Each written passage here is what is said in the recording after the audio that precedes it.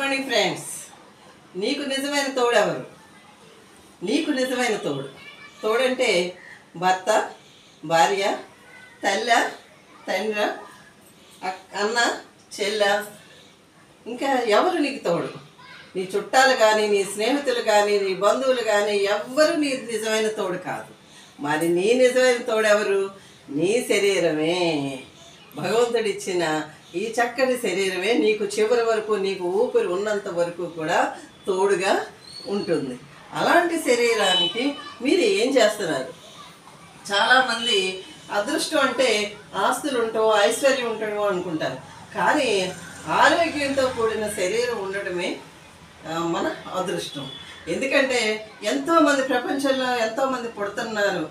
వాళ్ళందరికీ కన్ను వంకర, కాలు వంకర, ఏదో ఒక వంకరతో పుట్టిన వాళ్ళు చాలామంది ఉన్నారు. వాళ్ళు ఎన్ని పాటలు పడుతున్నారు. కానీ అటువంటిది ఏమీ లేకుండా భగవంతుడు మనకింత చక్కటి శరీరాన్ని ఇచ్చాడు. దాని గురించి మీరేం చేస్తున్నారు? అనవసరమైన అంటే మన ఈ 2-3 అంగుళాలు ఉన్న ఈ నాలుకని కంట్రోల్ చేయలేక ఆ నోట్లో ఏదో ఒకటి మనకి ఇష్టమైన రుచులన్నీ పడేసి ఈ శరీరాన్ని మనం పాడు చేసుకుంటున్నాం. ఎందుకంటే ఈ శరీరాన్ని ఆరోగ్యకరంగా చూడాలంటే మరి మీరేం చేస్తున్నారు? మీ వంతు మీరేం చేస్తున్నారు? మీ శరీరానికి మీరేం చేస్తున్నారు? ఏం చేయాలి అంటే ఏముంది? మంచి ఆరోగ్యంగా ఉండాలంటే కనుక ముందు నాలుకను కంట్రోల్ చేసుకోవాలి. సరైన ప్రకృతి సహజమైన ఆహారాన్ని తినాలి. దీనికోసం మన పూర్వకాలం నుంచి ఋషులందరూ తిన్నది కందమూలాలు తిని వారు 110 ఏళ్ళు 200 ఏళ్ళు బతికారు. మనం అంతవరకు చేయలేం. కానీ కనీసం ఒక్క పూట అయినా సరే మనం ముఖ్యంగా నైట్ టైంలో డిన్నర్లో పళ్ళు కనుక మనం ఆహారంగా పెట్టుకుంటే అదే పెద్ద ఆరోగ్యం మనకి. అలాగే ఇక రెండవది, ఈ శరీరం కోసం ఇంకేం చేయాలి? యోగా చేయాలి. ఎందుకంటే శరీరం ఫిజికల్గా మనకి ఏ వయసులో ఉన్నా సరే మనం ఏ పని అన్నా చేయగలగాలి అంటే కనుక మనం ఈ శరీరాన్ని నిత్యం మనం యోగా కనుక చేస్తే కనుక తప్పనిసరిగా మన శరీరం మన అధీనంలో ఉంటుంది.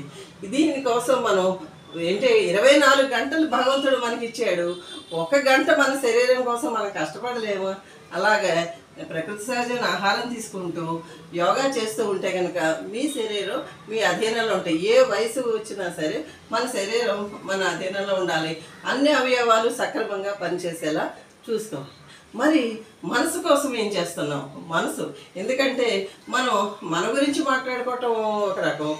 అలాగే ఇద్దరు వ్యక్తులు అంటే భార్య భర్త కూర్చున్నా, తమ్ముడు కూర్చున్నా, అన్న చెల్లి కూర్చున్నా, ఇలాగేవో మన కుటుంబ విషయాలు మాట్లాడుకోవాలి. అలా కాకుండా మూడో వ్యక్తి గురించి మాట్లాడుకోవటం అన్నది ఈ రోజుల్లో పరిపాటి అయిపోయింది. మనకి మూడో వ్యక్తి విషయాలు మనకి ఎందుకు? ముందు మీ గురించి మీరు ఆలోచించుకోండి. అందు గురించి ఈ మెదడు, ఈ భగవంతుడు మనకి చక్కటి కంప్యూటర్లా పనిచేసే చక్కటి బ్రెయిన్ ఇచ్చాడు మనకి. ఈ మెదడులో నానా చెత్త వేస్తూ ఇరుగు పొరుగు వారి కబుర్లు, బయట వాళ్ళ కబుర్లు, వాళ్ళని తిట్టుకోవటం, వీళ్ళ గురించి మాట్లాడుకోవటం, ఇవన్నీ మనకు అవసరమా? ఇవన్నీ ఆ బ్రెయిన్లో వేస్తూ నిజంగా మన బ్రెయిన్ షార్ప్గా పనిచేయాల్సిన టైంకి మన బ్రెయిన్ పనిచేయదు. ఎందుకు పనిచేయదు? మన అనవసరమైన విషయాలు ఎన్నో ఇందులో పడేస్తున్నాం. అటువంటివన్నీ మనం క్లీన్ చేసుకోవాలి. ఎందుకంటే మనం చెత్తంతా ఒక డస్ట్బిన్లో వేస్తున్నాం, ఆ చెత్తను మార్నింగ్ పడేస్తున్నాం. అలాగే మన బ్రెయిన్లో మనం వేసిన ఈ చెత్త అంతా కూడా మనం క్లీన్ చేసుకోవాలంటే మనసుకి ధ్యానం చేయాలి. ఆ ధ్యానంతో మనం మెదడు ఇంకా చురుగ్గా పనిచేయడానికి మనకి ఉపయోగపడుతుంది. అలాగే నువ్వు పుట్టినప్పటి నుంచి చనిపోయే వరకు ఉన్నది ఊపిరి ఉంటేనే కదా మనిషి జీవించున్నాడని తెలిసేది. అంటే పుట్టగానే మనకేమని ఏడుస్తాడు బిడ్డ. అలాగే చనిపోయాక పుట్టినప్పటి నుంచి చనిపోయే వరకు ఉన్న ఈ ఊపిరి కోసం నువ్వేం చేస్తున్నావు? మన ఊపిరి ఉన్నంత కాలము ప్రాణాయామం చేయాలని గురువుగారు చెప్తారు. ఎందుకంటే ఈ చక్కటి కనుక ప్రాణాయామం కనుక మనం చేస్తే కనుక మనకి ఈ శ్వాసకోశ వ్యవస్థ అంతా కూడా చక్కగా పనిచేయాలంటే కనుక నిత్యం కనీసం 1 అరగంట ప్రాణాయామం చేయండి.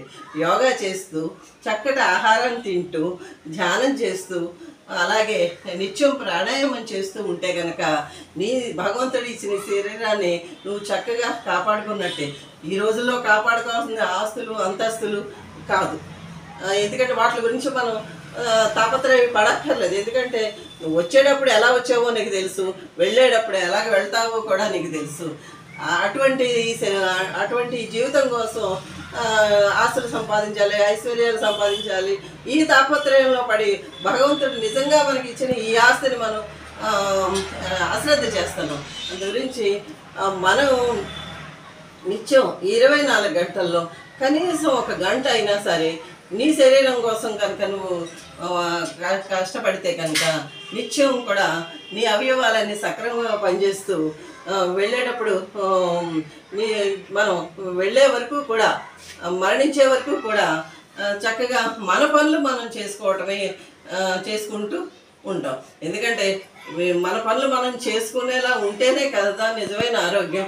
ఇంకొకరి మీద ఆధారపడకుండా నీ కుటుంబ సభ్యుల్ని నువ్వు చూసుకుంటూ నీ పనులన్నీ నువ్వు చేసుకుంటూ ఉండటమే నిజమైన ఆరోగ్యము.